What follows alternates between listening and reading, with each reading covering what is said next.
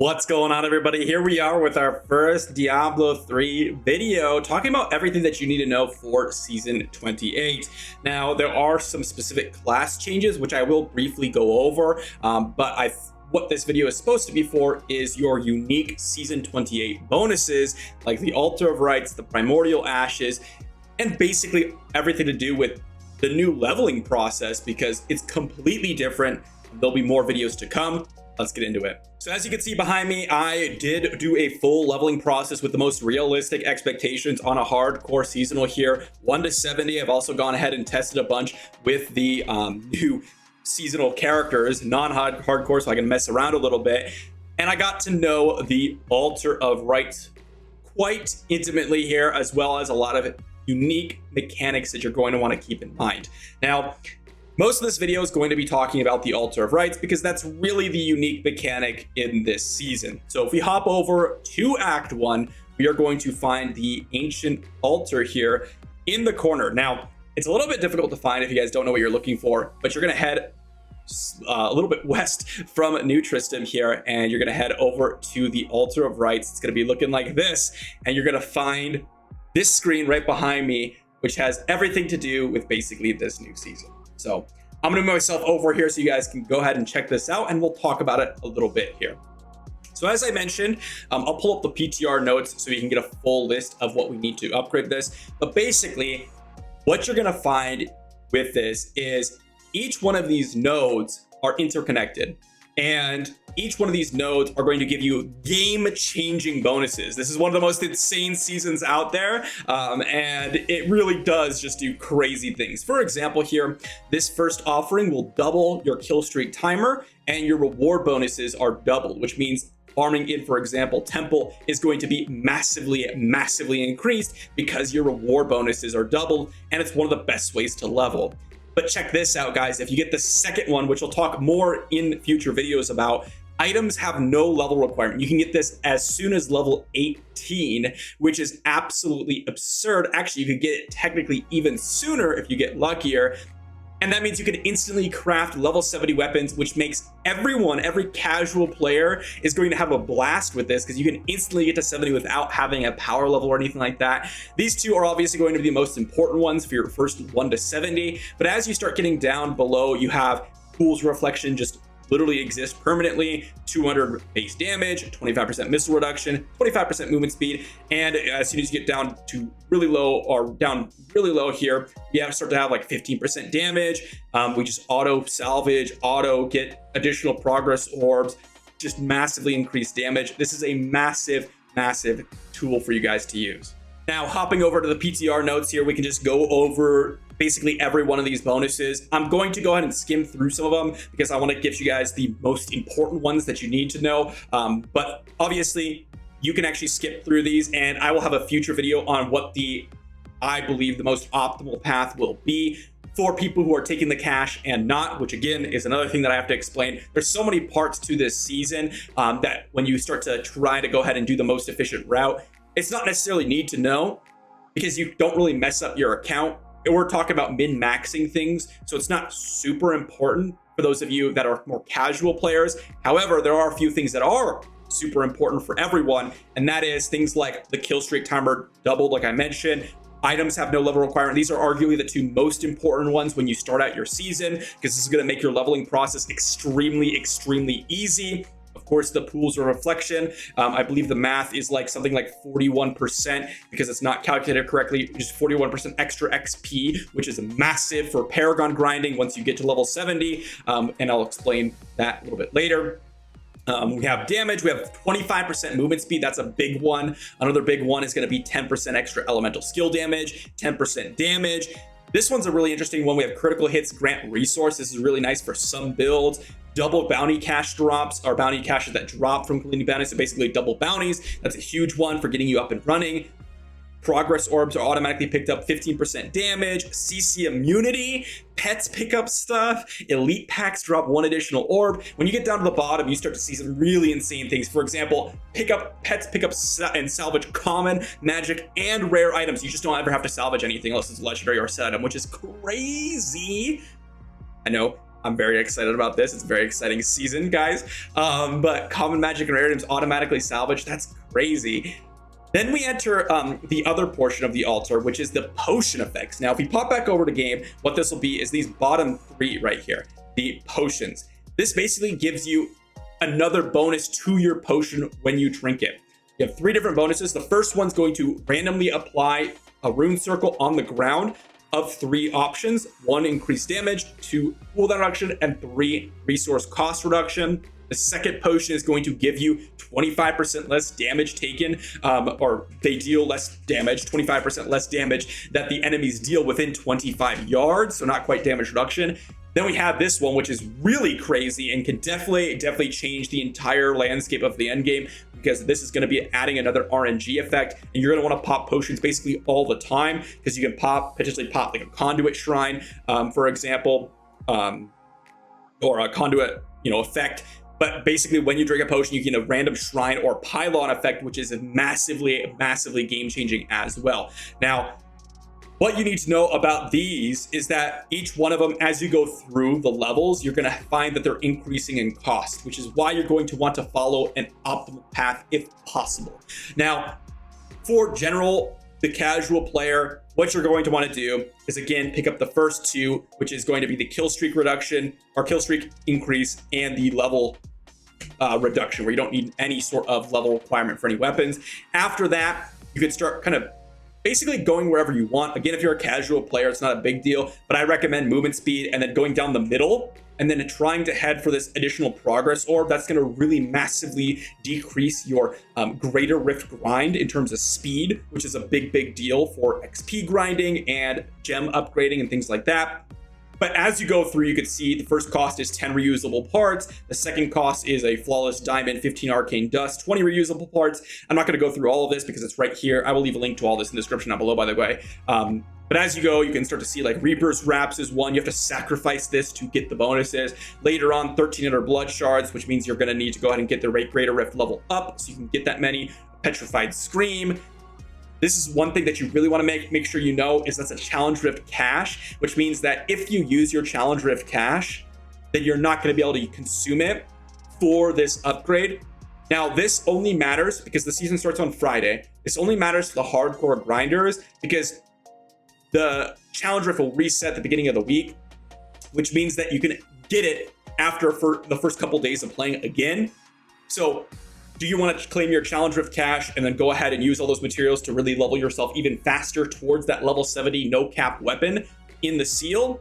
Or do you want to save it for potentially when you get to level 15, but you're going to slow down your early leveling process by a good amount? That's a question that has been hotly debated. I will be doing a full video on the breakdown of that because that can go so far and it's not something that you necessarily need to know. But I will say that if you're a hardcore grinder, you probably will want to not use it because there's ways that you can speed up the leveling process without this cache. Anyways, because of the season and how it's built, again, it's really meant for like the 3% of the population that's super hardcore. Everyone else, just take your cache and use it. Even the hardcore players may even want to just use the cache if you're playing in a group, etc. But as you see, as you go down below, you can see some really crazy upgrades like Whisper of Atonement rank 125, Ancient Puzzle Rings, a bunch of bounty materials, etc. 25 is the Staff of Herding, which is a pretty cool one. And then of course at the bottom we have another mechanic, which is the Primordial Ashes. Now this is a whole nother thing added to this season, as you can see here, and it talks about it a little bit, but I actually want to show you guys what this looks like in game, because what Primordial Ashes are is when you get a primal item and you go ahead and salvage it, as you can see here, you can now salvage a primal item for 55 Primordial Ashes. So first off, those potions that we unlock, right, the ones that give you the shrine effects or the runic circles, etc., they're going to require 1, 2, and 3 primals essentially, so total of 6 primals to unlock, which is a pretty tall order for a lot of people. But also what you can do here is in the canonized cube, there's a new recipe, and you can see here you can actually promote a legendary item to a primal using the Primordial Ashes. Now it requires 100 Primordial Ashes, and you're going to be able to promote whatever legendary item to that best stat item that you possibly want. Now you also can only have one upgraded primal item at a time. So that means you have to really make sure that you want to prioritize either a really important piece, like maybe a weapon or something like that, that's core to your build. Upgraded primal items do not retain the same properties of your legendary item. Keep that in mind, because when you upgrade it, it's going to roll new stats. Okay, so that's super important because you could get a worse item out of it, right? Potentially, if you have a really good legendary item. So when you're doing this, make sure it's like a dupe, because you can just roll max stats, but you want to make sure it's a dupe item that you're not necessarily using, that's maybe worse, but the same legendary effect that you want. Okay, pretty important. This is a really important feature because, again, you basically get access to a guaranteed primal within your kit as soon as you find 2 primals and you salvage them, which basically means that primal items, instead of like, if you guys were unlucky last season like myself, I didn't get a primal for a long time except for your first one. It took me way above the drop rate to get my first primal, and then when I got my first primal, it was some random amulet that I was not using at all, and I was like, dang, I spent all this time, I got a primal, and it doesn't do anything for me.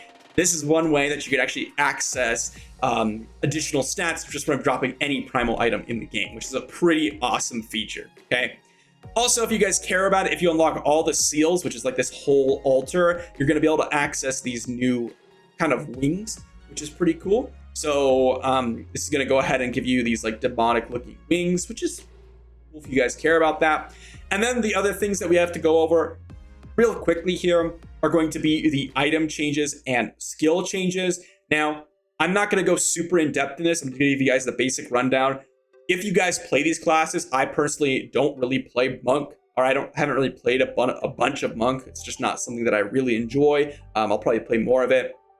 But really, the big ones I would say are going to be obviously all these damage changes for monks. It really changes things up for especially like your passive skill here, combination strike. You have your crippling wave skill. It changes everything for all these different runes and such. Again, I don't really know the builds for monk in depth, so I can't really mention a ton of stuff for here. But what I will say is the other major change is going to be the Demon Hunter and the Natalia set. This basically makes Spike Trap build really interesting and really viable. I have been testing out a little bit of Natalia here on my Demon Hunter, as well as Chosen, who have been playing a bunch of hardcore with and softcore on the new PTR, has been really enjoying the Natalia set and has really had some amazing success with the Spike Trap build, kind of similar to I guess you could say not exactly the same build, but similar in power and feel to how Strafe Demon Hunter was last season.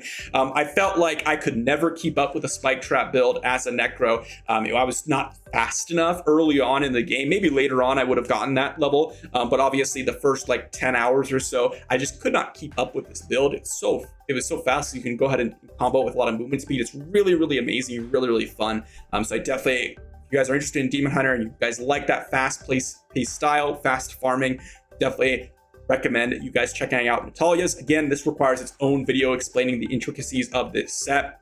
So what you need to know is just be on the lookout for a Spike Trap build, potentially, if you guys like Demon Hunters. And then also the UE set, the Unhallowed Essence set, actually makes multi-shot ridiculously strong. Previously, the Strafe multi-shot build was kind of like a T16 farming build. It did not nearly as much damage as a Strafe Impale build last season. But with this, it might have been a little bit more viable, because instead of doing 350% increased damage per point of discipline, so let's say you have, I don't know, let's pull up a calculator here.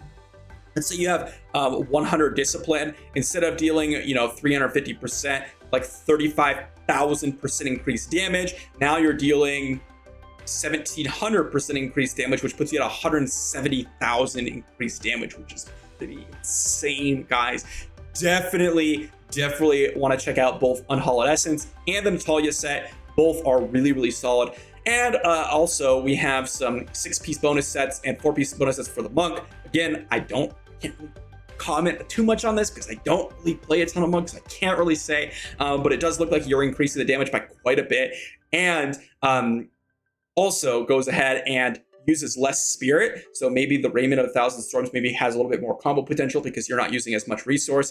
which could be really interesting. So other than that, guys, the Typhoon's Veil for Wizard 6 bonus got double increased damage, and the Masquerade of the Burning Carnival here for the Necromancer got a 50% damage increase for Bone Spear. Not quite sure how much this affects things and if this was really interesting for the Necro. I'm still running like an Army of the Dead type build for farming, and I thought that was pretty solid. So, you know, we'll have to see and test all the different builds out. PTR is ending soon, so I haven't had time to really dive in and test every build. Obviously, that's what I want to do when we get the game out live, and I'll share all those builds with you guys when I get them. But that's essentially what you're going to need to know for the next season upcoming, right? Those are all the different effects in the game. Final thoughts here, guys.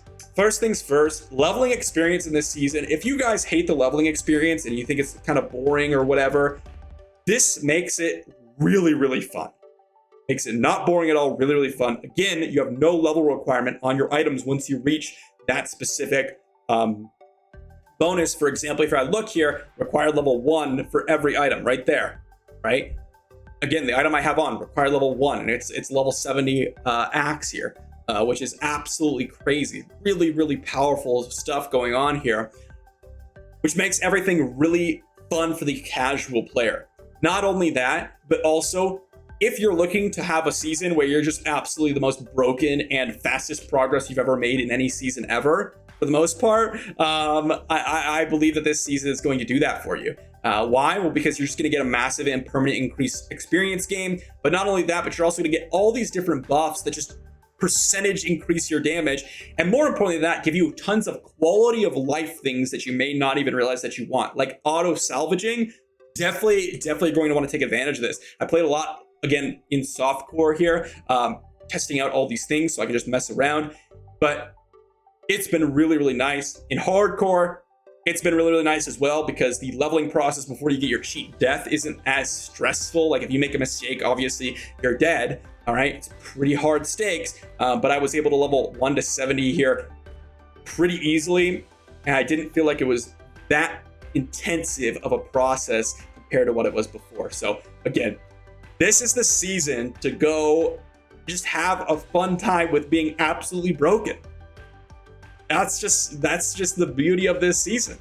But that's gonna wrap it up for this video, guys. If you guys enjoyed it and you guys want to check out more Diablo 3 content, it's gonna be coming to this channel, guys. I'm gonna be pushing season 28 pretty hard here. I'm gonna go hardcore, and I'm just gonna have fun and see how far I can get. Again, I haven't really played a ton of Diablo 3 seasons. I've really only played a ton of season 27. That's the only one I've really dove into more so than any other season in the past. And so we're going to try our best. And I've definitely practiced a ton on the PTR. So I'm pretty confident in the hardcore, but you know, there's just something that might one-shot me. And if you guys want to check that out, be sure to sub, right? See you all tomorrow.